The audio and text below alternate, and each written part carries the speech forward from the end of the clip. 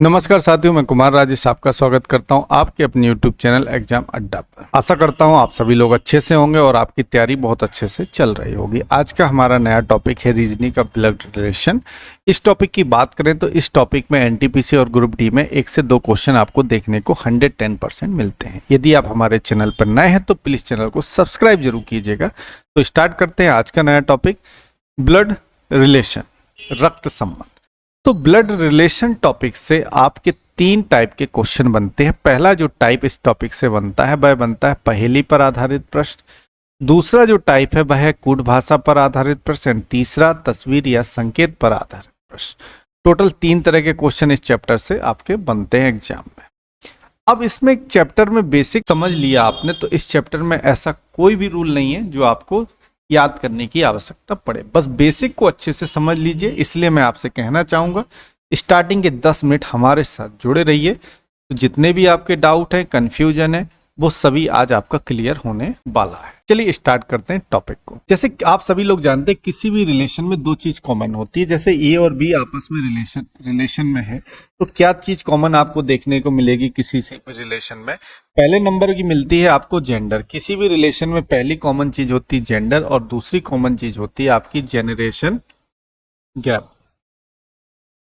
इस चीज को आप ध्यान से समझिएगा। जैसे ए और बी आपस में रिलेशन में है तो हो सकता है दोनों पुरुष पुरुष हो सकता है दोनों महिलाएं हो सकता है एक पुरुष और एक महिलाएं हो।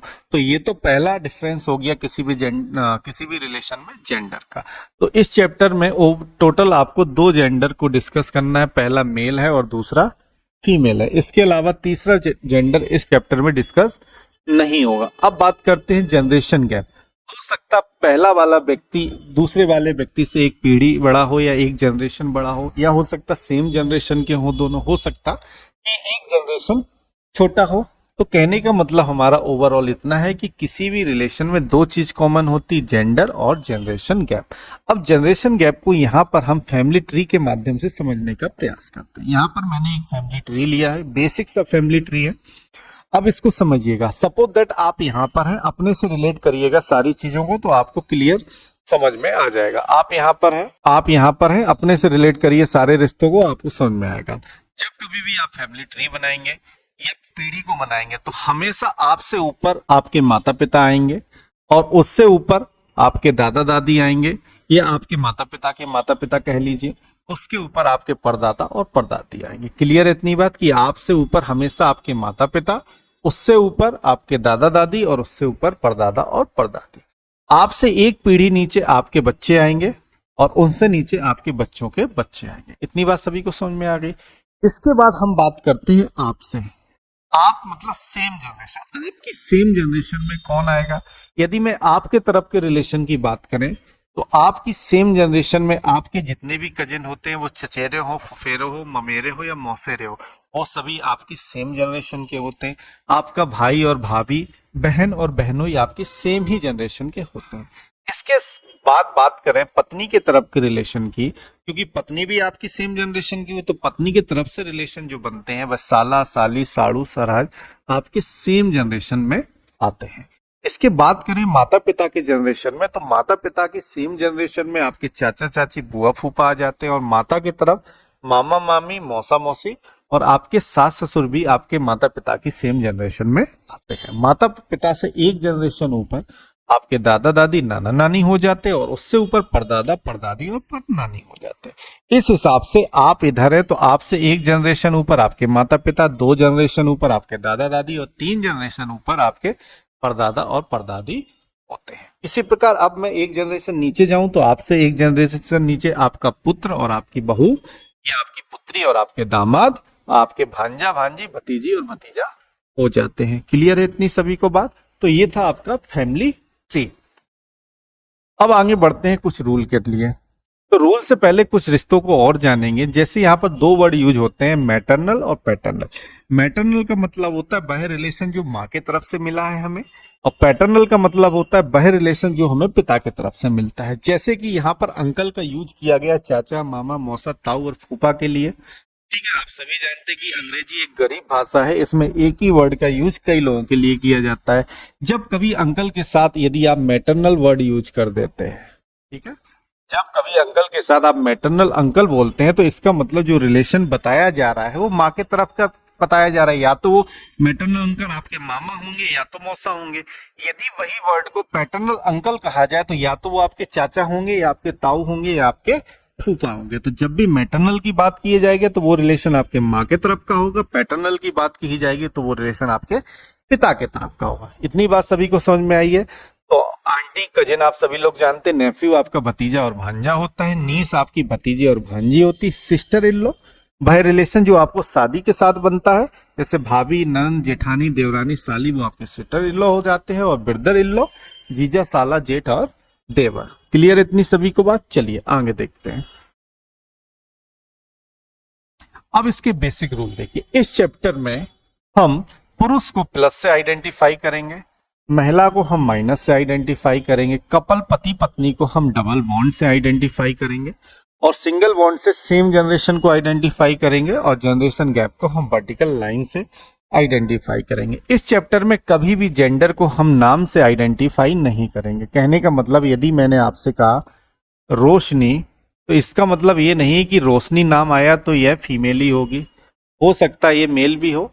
जब तक कि आपको 100% श्योरिटी ना हो जब तक हम जेंडर नाम से डिसाइड नहीं करेंगे। क्लियर है इतनी बात सभी को। चलिए अब देखते हैं सी और के का नियम। ये नियम बहुत ही इंपॉर्टेंट नियम है, इसलिए इस नियम को अच्छे से समझिएगा। तो इस नियम को हम एक एग्जाम्पल के माध्यम से समझने का प्रयास करते हैं। यहाँ पर हमने एक एग्जाम्पल लिया है, राम श्याम का पिता है। यदि मैं इसका फैमिली ट्री बनाऊं कि राम जो है किसका पिता है, श्याम का, तो आप सभी जानते हैं कि आपसे ऊपर हमेशा एक पीढ़ी ऊपर आपके माता पिता आते हैं। तो यहाँ पर कहा गया कि राम श्याम का पिता है, तो राम कौन है, श्याम के पिता हो गए। अब जेंडर इसमें किसका डिफाइन हो रहा है, राम श्याम का पिता है, तो पिता है कौन, राम, तो डेफिनेट जेंडर किसका डिफाइन हुआ, राम का हुआ। राम अगर पिता है तो डेफिनेट मेल होगा, और मेल होगा तो मेल हम किससे आइडेंटिफाई करते हैं, प्लस से, जैसा कि अभी हमने आपको पीछे बताया है कि मेल को हम प्लस से आइडेंटिफाई करेंगे, महिला को हम माइनस से आइडेंटिफाई करेंगे। क्लियर है। तो यहाँ पर हमें जेंडर पता चला राम का कि राम मेल है। अब हो सकता है श्याम यहाँ पर इसका पुत्र भी हो सकता है श्याम इसकी पुत्री भी हो, क्योंकि मैंने आपको पहले ही बता रखा है कि कभी भी नाम से जेंडर को आइडेंटिफाई नहीं करेंगे कि अगर श्याम है तो इसका मतलब वो मेल ही हो, ऐसा कहना जरूरी नहीं है। तो यहाँ पर श्याम आपका इसकी पुत्री भी हो सकती है और इसका पुत्र भी हो सकता है। अब इसको समझते हैं से और के कॉन्सेप्ट को, राम का श्याम से। अब देखिए यहाँ पर श्याम के साथ से लगा है, क्लियर है, श्याम के साथ से लगा है, तो पूछा है राम का श्याम से क्या संबंध है। अब आपको बताना है कि राम जो है वो श्याम का क्या है, राम के बारे में बताना है कि राम कौन है श्याम का। तो आपको पता है कि राम कौन है श्याम का, तो आप कहेंगे राम श्याम का पिता है। अब यहाँ पर दूसरा ऑप्शन देखिए, दूसरा एग्जाम्पल देखिए, यहाँ पर के वर्ड का यूज हुआ है, यहाँ पर के वर्ड का यूज हुआ है, और के किसके साथ लगा है, राम का, राम के साथ। अब यहाँ पर आपको राम का रिलेशन नहीं बताना है कि राम कौन है श्याम का, बल्कि आपको बताना है कि श्याम कौन है राम का।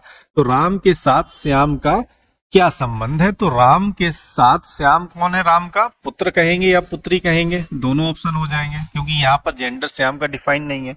तो आपको आई थिंक समझ में आ गया होगा कि जिसके साथ से या के लगा होता है हम उसका संबंध नहीं बताते हैं, बल्कि उसके सापेक्ष दूसरे वाले का संबंध बताते हैं। तो यहाँ पर से लगा था श्याम के साथ, तो हमने श्याम का रिलेशन नहीं बताया बल्कि राम का रिलेशन बताया श्याम से।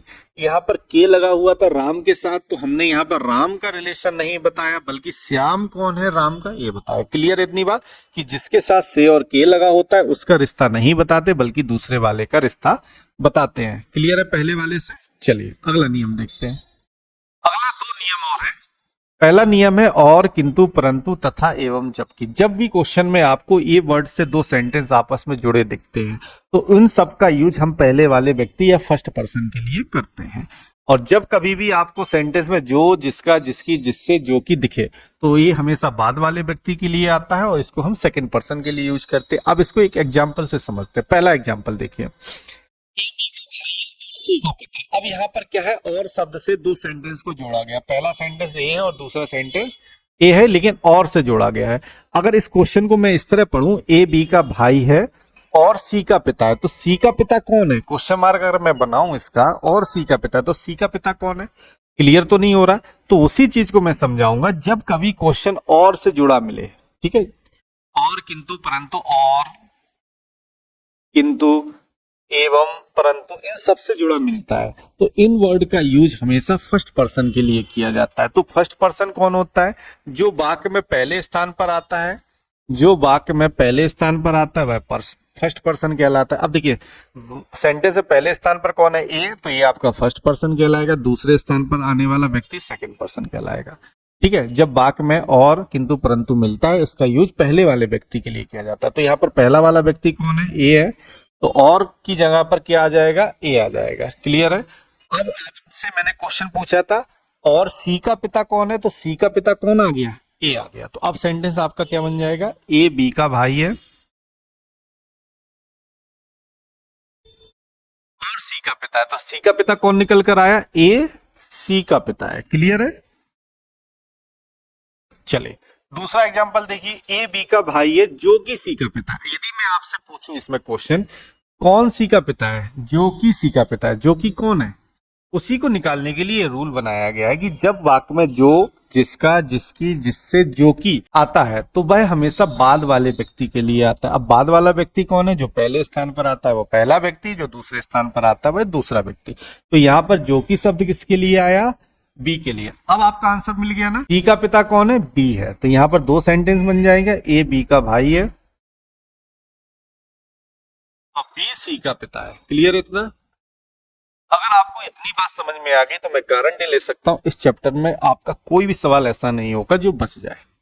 ठीक है, एक बार और देख लीजिए, से और के का कॉन्सेप्ट। से और के का यूज हम कब करते हैं, जिसके साथ से या के लगा होता है हम उसका संबंध नहीं बताते बल्कि उसके साथ संबंध बताते हैं। इसके बाद दूसरा नियम था और किंतु परंतु का। तो और किंतु परंतु एवं जबकि पहले वाले व्यक्ति के लिए आता है, जो, जिसका, जिसकी, जिससे, जो कि बाद वाले व्यक्ति के लिए आता है। कितनी बात सभी को समझ में आ गई। चलिए आगे देखते हैं।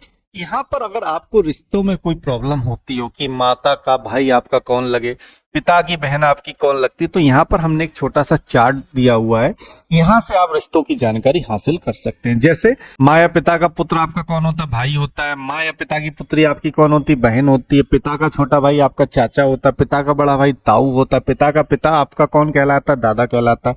जो भी रिश्ते को आप रिलेट कीजिएगा स्वयं से कीजिएगा।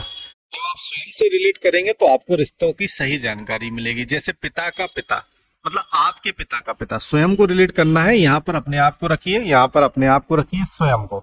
स्वयं मतलब आपके पिता का पिता कौन हुए, आपके दादाजी हुए। आपके पिता की माता कौन हुई, दादी हुई। आपकी माँ के पिता कौन आपके कहलाए, नाना कहलाए। आपकी माँ की माँ आपकी कौन कहलाई, नानी कहलाई। आपके पिता की बहन आपकी कौन कहलाई, बुआ जी कहलाई। आपके बुआ के पति आपके कौन कहलाए, फूफा जी कहलाए। इसी प्रकार सभी रिलेशन को समझने के लिए अपने आप से रिलेट कीजिएगा तो आपको समझ में आ जाएगी। जैसे आपकी पत्नी के पिता आपके कौन कहलाए, ससुर कहलाए। यदि आप फीमेल है तो आपके पति के पिता आपके कौन कहलाए, ससुर कहलाए। तो अपने आप को रिलेट कीजिएगा तो आई थिंक आपको रिलेशन में समस्या इस चार्ट से कुछ हद तक सॉल्व हो जाएगी। बाकी समस्या क्वेश्चन को हम सॉल्व करेंगे और सॉर्ट आउट करते जाएंगे। तो अब हम बनाना सीखते हैं फैमिली ट्री, जो मोस्ट इंपॉर्टेंट है इस चैप्टर के लिए। यदि आपको फैमिली ट्री बनाना आ गया तो चैप्टर में कुछ भी नहीं है। तो फैमिली ट्री बनाने के लिए आपको बेसिकली 3 रूल लेके चलना है। पहला क्वेश्चन देखते हैं, इसी के साथ तीनों रूलों को समझेंगे। जैसे पहला क्वेश्चन है, ए बी का पिता है। अब यहाँ पर ध्यान से पढ़िए कि ए जो है वो बी का पिता है। तो यहाँ पर जेंडर हमें किसका पता चला, ए का पता चला कि ए कौन है, पिता है। तो बनाते हैं। देखिए ए जो है वो बी का पिता है। आपको मैंने फैमिली ट्री में पहले बताया था कि आपसे ऊपर हमेशा कौन आएगा, आपके माता पिता आएंगे। तो यहाँ पर ए जो है वो बी के पिता है, तो बी नीचे आ जाएगा और बी से ऊपर कौन आएंगे, बी के पिता या माता। तो यहाँ पर ए जो है वो बी का पिता है। तो जेंडर यहाँ पर किसका डिफाइन हो रहा, तो आप कहेंगे जेंडर। ए को पता चल रहा है कि ये पिता है। यदि ये पिता है तो डेफिनेट ये मेल होंगे। और मेल को हम किससे आइडेंटिफाई करते हैं, शुरू में मैंने बताया था प्लस से करते हैं। बट यहाँ पर बी का जेंडर आइडेंटिफाई नहीं है कि बी इसका पुत्र है या पुत्री है। जब तक हमें जेंडर आइडेंटिफाई नहीं होगा, जब तक हम उसको मेल या फीमेल नहीं कह पाएंगे। पहला आपको फिगर समझ में आया कैसे बनाया हमने। दूसरा देखिए, यहां पर कहा गया है कि ए बी की मां है। ए जो है वो बी की मां है, तो माँ कौन है? ए। तो आप सभी जानते हैं माँ और पिता हमेशा ऊपर रहते हैं, बी की माँ है। यदि ये माँ है तो डेफिनेट हम फीमेल होंगी, और फीमेल को हम किससे आइडेंटिफाई करते हैं? माइनस से करते हैं। क्लियर है सभी को? चलिए अगला फिगर बनाते हैं। ए जो है वो बी के पुत्र हैं, ए जो है बी के पुत्र हैं, बी के पुत्र है इसका मतलब बी पिता हुए, ए पुत्र है तो नीचे आ जाएंगे। और ए जो है बी का पुत्र है, जेंडर किसका डिफाइन हो रहा है? हमें ए का, क्योंकि ए बी का पुत्र है, पुत्र है तो मेल होगा, मेल को हम किससे आइडेंटिफाई करते हैं? प्लस से करते हैं। क्लियर है इतनी बात सभी को?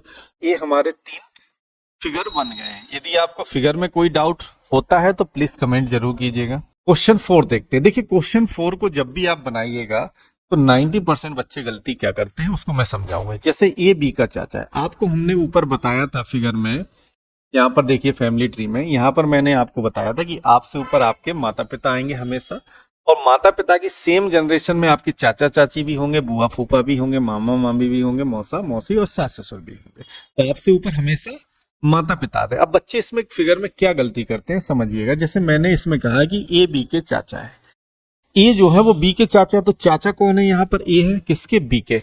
तो बी के हमें चाचा बनाना है, तो बच्चे क्या करते हैं? बी इधर बनाते हैं, इसके ऊपर हम ए लिख देते हैं और ये चाचा हो गए। क्लियर? लेकिन ये फिगर आपका गलत है। अगर आप इस तरह से इसका फिगर बना रहे हैं तो ये टोटल गलत है। क्यों गलत है अब समझिए। इसको मैं दूसरा राइट फिगर बनाता हूँ। कहा गया है कि ए जो है वो बी के चाचा है। अब देखिए बी के चाचा बनाना है, तो चाचा कौन होते? पिता के भाई। तो हमने बी के पहले पिता बनाए और पिता का हमने भाई बनाया यहाँ पर, जो क्या होगा? ए के चाचा होंगे। और पिता के भाई कौन है? यहाँ पर ए है। तो ये आपका राइट फिगर हुआ, ये आपका रॉन्ग फिगर होगा। जब भी हम फिगर बनाएंगे पूरा कंप्लीट बनाएंगे। जैसे कहा गया था ए बी का चाचा है या बी के चाचा है, तो बी के पिता, पिता के भाई, ये बी के पिता बनाए हमने पहले, बी के पिता और पिता के भाई जो होंगे वही बी के चाचा होंगे, पिता के भाई है, और यही कौन है? बी के चाचा है। क्लियर है सभी को? तो ये आपका राइट फिगर होगा। और इनकम्प्लीट हमेशा आपके ऊपर 2 ही व्यक्ति आएंगे, या तो आपकी माँ आएंगी या तो आपके पिता आएंगे। इसके अलावा आपसे जस्ट ऊपर कोई नहीं आ सकता। क्लियर है इतनी बात सभी को? चलिए 5वां देखते हैं। ए बी के भाई हैं। आप सभी जानते हैं भाई बहन हमेशा सेम पीढ़ी के होते हैं, सेम जनरेशन के होते हैं, इसलिए हमेशा एक साथ आते हैं। अब यहाँ पर जेंडर किसका डिफाइन है? ए जो है वो बी का भाई है, ए का जेंडर डिफाइन है। अगर यदि भाई है तो ये मेल होगा, मेल को हम किससे आइडेंटिफाई करते हैं? प्लस से करते हैं। बी का कोई जेंडर यहाँ क्लियर नहीं है कि बी भाई है या बहन है। आई थिंक इतनी बात सभी को समझ में आ गई है। चलिए अगला देखते हैं। ए जो है बी की बुआ है। अब देखिए बी की बुआ, बुआ कौन होते हैं? आपकी पिता की बहन है। ए जो है बी की बुआ है, बी की बुआ है तो बी के पिता बनाइए पहले, ये बी के पिता हो गए। और पिता की जो बहन है वो कौन है? ए है। अब बहन है तो फीमेल होगी, तो फीमेल को हम किससे आइडेंटिफाई करते हैं? माइनस से करते हैं। इस प्रकार ये रिलेशन निकल कर आएगा बी की बुआ का। क्लियर है सभी का? कितनी? तो जब भी हम रिलेशन बनाएंगे कंप्लीट बनाएंगे। जैसे ए बी की बुआ है तो पहले हमने बी के पिता बनाए, ये बी के पिता हो गए, और पिता की बहन आपकी बुआ होगी, और भाई बहन आप क्या होते? सेम जनरेशन में होते, इसलिए हमेशा एक साथ आएंगे। आपसे ऊपर हमेशा आपके माता या पिता आएंगे, तो बी के पिता, पिता की बहन ए है जो बी की बुआ है। आई थिंक आपको फिगर समझ में आ रहा होगा। चलिए अगला क्वेश्चन देखते हैं। 7 नंबर। ए बी के दादा है। अब ये जो है बी के दादा है, यहाँ जेंडर ए का पता चला। अब देखिए बी के दादा को बनाना है तो पहले बी के दादा कौन होते हैं? आपके पिता के पिता होते। आपके पिता के पिता तो पहले हमने आपको बनाया, आपके ऊपर आपके पिता और इनके पिता ही आप कौन है? ए है, और जो कौन है? बी के दादा होंगे। क्लियर है? जैसा कि मैं आपको फिगर दिखाऊं शुरू का, यहां पर देखिए मैंने आपको बताया था आप इधर हैं, आपसे ऊपर आपके पिता और आपके पिता के ऊपर आपके दादा दादी। तो जो फिगर बनेगा आप बनेंगे, फिर आपके पिता आएंगे और पिता के ऊपर आपके दादा दादी आएंगे। तो इसी प्रकार इस क्वेश्चन को जब हम बना रहे हैं तो हमने इसी का यूज किया है। जैसे इसमें कहा गया था ए बी का दादा है, तो पहले हमने ये जो है बी का दादा, तो बी के पिता को बनाया, ये बी के पिता हो गए, और पिता के पिता ही आपके दादा होंगे, तो बी के पिता, पिता के पिता। तो यहाँ पर क्या रिलेशन निकल गया? ए बी का दादा है। जेंडर हमें ए का पता था, इसलिए हमने इसको प्लस से आइडेंटिफाई कर दिया। क्लियर है सभी को? चलिए अब यहाँ पर ए बी की पत्नी है। ए जो है वो किसकी पत्नी है? बी की। अब हमने आपको स्टार्टिंग में रूल बताया था कि पति पत्नी के रिलेशन को हम डबल बॉन्ड से रिप्रेजेंट करेंगे। जब भी आपको दो व्यक्तियों के बीच डबल बॉन्ड दिखे, इसका मतलब दोनों पति पत्नी है। और पति पत्नी के केस में क्या है, हमें दोनों का जेंडर पता चल जाता है। जैसे ए बी की पत्नी है, ए जो है वो बी की पत्नी है, पत्नी है तो फीमेल होगी, तो फीमेल को हम किससे आइडेंटिफाई करते हैं, माइनस से। यदि ये माइनस पत्नी है तो डेफिनेट ये पति होगा या नहीं होगा, क्योंकि लड़का लड़की की ही शादी होती है। यदि ये फीमेल है तो डेफिनेट ये मेल होगा, मेल को हम प्लस से आइडेंटिफाई करते हैं। तो पति पत्नी का रिलेशन ही ऐसा होता है जहां पर दोनों का जेंडर क्लियर हमें पता चलता है। क्लियर है। और पति पत्नी या कपल के रिलेशन को हम डबल बॉन्ड से रिप्रेजेंट करते हैं। इतनी बात सभी को समझ में आई। चलिए अगला देखते हैं। ए बी की चाची। अब जो ए है वो बी की चाची है। बी की चाची कैसे बनेंगे, तो बी के पहले पिता बनेंगे, पिता के भाई, और भाई की पत्नी कौन है, ए। और यदि पत्नी है तो फीमेल होगी, फीमेल को आइडेंटिफाई माइनस से करते हैं, ये चाचा हो गए। क्लियर है सभी को। तो यहां पर कौन क्या रिलेशन निकल के आया, बी की चाची कौन हो गई, ए हो गई। क्लियर है। बी की चाची कौन है, यहाँ पर ए है, तो ए बी की चाची। जब भी हम फिगर बनाएंगे इस तरीके से बनाएंगे। अगर कुछ बच्चे इस तरीके से बना रहे हो तो प्लीज ये आपका फिगर गलत होगा, क्योंकि आपसे ऊपर हमेशा आपकी माँ। अगर आपने इस तरह का फिगर बनाया है या बनाने का प्रयास कर रहे हैं तो इसका आंसर जो निकल कर आएगा कि ए बी की माँ है। हमेशा आपके ऊपर आपके माता या पिता ही रहेंगे। क्लियर है। तो ये फिगर आप बना रहे हैं तो ये गलत है, हमेशा ये फिगर बनाइए, कंप्लीट फिगर बनाइए। क्लियर है सभी को। चलिए आगे देखते हैं। ए बी की पुत्र वधु। अब देखिए ए जो है वो बी की पुत्र वधु है, तो पुत्र वधु कब बनेगा, जैसे आप हैं, आपका लड़का, आपका लड़का, आप ऊपर रहेंगे, आपका लड़का, और लड़के की पत्नी कौन है, ए, जो आपकी पुत्र वधु होगी। अब यहाँ पर बी का जेंडर नहीं है कि ये इसका ससुर है या सास है, लेकिन यहाँ इतना पता है कि ये पुत्र वधु है तो डेफिनेट ये फीमेल होगी, और फीमेल को हम आइडेंटिफाई करते हैं माइनस से। तो देखिए ये इसका पति हो गया या बी का लड़का हो गया, और लड़के की ही पत्नी पुत्र वधु कहलाती है। क्लियर है इतना। चलिए अगला देखते हैं। ए बी की बहन है, बी ए का भाई। अब देखिए ए जो है वो बी की बहन है। भाई बहन हमेशा सेम जनरेशन में होते हैं, इसलिए एक लाइन में हम बनाते हैं। ए बी की बहन है, ठीक है, और बी जो है वो ए का भाई है। अब यहाँ पर बी का भी जेंडर हमें पता चल गया कि बी क्या है, ए का भाई है, तो दोनों क्या है, भाई और बहन है। तो इतनी बात समझ में आई कि भाई बहन हमेशा सेम जनरेशन में होते हैं, माता पिता आपसे एक जनरेशन ऊपर होते हैं, और दादा दादी आपसे 2 जनरेशन ऊपर होते हैं। क्लियर है इतनी बात। चलिए अगला देखते हैं। अब आपको यहाँ पर फिगर बनाना है, ए बी का दामाद है। ये जो है वो बी का दामाद है। बी का दामाद कब बनेगा, जब बी का बच्चे होंगे। दामाद है तो इसका मतलब इसकी ये लड़की है, और लड़की का ही हस्बैंड ए है जो दामाद है। दामाद है तो मेल होगा, मेल को हम किससे आइडेंटिफाई करते हैं, प्लस से करते हैं। इतनी बात सभी को समझ में आ गई। चलिए यहाँ पर आपको फिगर बनाना है, ए बी का नाना है। अब देखिए बी का नाना बनाना है, तो नाना कौन होता है, माँ के पिता। माँ के पिता आपके नाना कहलाते हैं। तो आपसे ऊपर हमेशा माता पिता आते हैं, तो ये आपकी माँ हो गई, माइनस लगा दिया तो माँ हो गई, और माँ के पिता कौन है, ए, और पिता है तो प्लस हो गए। क्योंकि नाना कौन होता है, मेल होता है, मेल पर्सन को हम आइडेंटिफाई करते प्लस से। तो ए जो है वो बी के नाना है, आपकी माँ और माँ के पिता। और सपोज दैट यदि हम यहाँ पर प्लस कर दें तो ये आपके दादा हो जाएंगे, क्योंकि प्लस का मतलब होता है आपके पिता हो गए ऊपर, और पिता के पिता आपके दादा कहलाएंगे। क्लियर है सभी को। चलिए क्वेश्चन नंबर 14 देखते हैं। क्वेश्चन नंबर 14 में बनाना है, ए बी का मामा। अब मामा कौन होते हैं, आपके माँ के भाई। अब इसमें मामा कौन है, ए जो है वो बी का मामा है। अब देखिए बी का मामा अगर बनाना है तो पहले बी की माँ बनाइए, और माँ का भाई ए है, और भाई है तो मेल होगा, मेल को आइडेंटिफाई करते प्लस से। तो अब ये रिलेशन का जो फिगर बना है, बी की माँ, माँ का भाई, आपका कौन कहलाएगा, मामा कहलाएगा। क्लियर है सभी को। तो इस तरह से हम फैमिली ट्री क्रिएट करते हैं। इस फैमिली ट्री को लेकर आपको कोई भी समस्या हो तो बताइएगा, मैं क्लास दोबारा लेके आ जाऊंगा जिसमें सिर्फ फैमिली ट्री ही बनाना आपको सिखाऊंगा। चलिए अब देखते हैं इस चैप्टर का पहला क्वेश्चन। चलिए पहला क्वेश्चन देखिए, एक परिवार में ए जो है वो बी का पति है। तो क्वेश्चन यहां से बनाते, ए जो है वो बी का पति है, और आप सभी जानते हैं पति है तो डेफिनेट वो पत्नी होगी। तो पति पत्नी के रिलेशन को हम डबल बॉन्ड से दिखाते हैं। ए बी का पति है, तो यहाँ पर जेंडर किसका पता चल रहा है, ए जो है वो बी का पति है, तो डेफिनेट मेल होगा, मेल होगा तो मेल को आइडेंटिफाई करते प्लस से। और आपको मैंने बताया कि पति पत्नी केस में हमें दोनों का जेंडर पता चल जाता है। यदि ये पुरुष है तो डेफिनेट ये महिला होगी, और महिला को किससे आइडेंटिफाई करते हैं, माइनस से। जैसा कि मैंने आपको स्टार्टिंग बताया, को हम इस चैप्टर में आइडेंटिफाई करते प्लस से, फीमेल को आइडेंटिफाई हम करते हैं माइनस से, कपल को आइडेंटिफाई करते हैं हम इसमें डबल बॉन्ड से, और सेम जनरेशन को हम आइडेंटिफाई करते हैं सिंगल बॉन्ड से, और जनरेशन गैप को हम आइडेंटिफाई करते हैं वर्टिकल लाइन से। क्लियर इतना? अब यहाँ पर ए बी का पति था, ए जो है वो बी का पति था, तो डेफिनेट ये पुरुष था, पुरुष के लिए हमने प्लस का यूज किया। ये पति पत्नी थे तो ये पत्नी होगी, तो ये महिला होगी। क्लियर इतनी बात?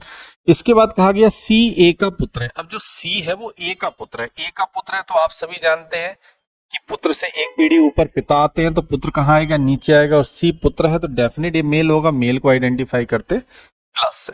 इसके बाद कहा गया डी बी की पुत्री। अब जो डी है वो बी की पुत्री है, बी की पुत्री बना दीजिए, डी को पुत्री है तो डेफिनेट फीमेल होगी, और फीमेल को आइडेंटिफाई करते हैं माइनस से।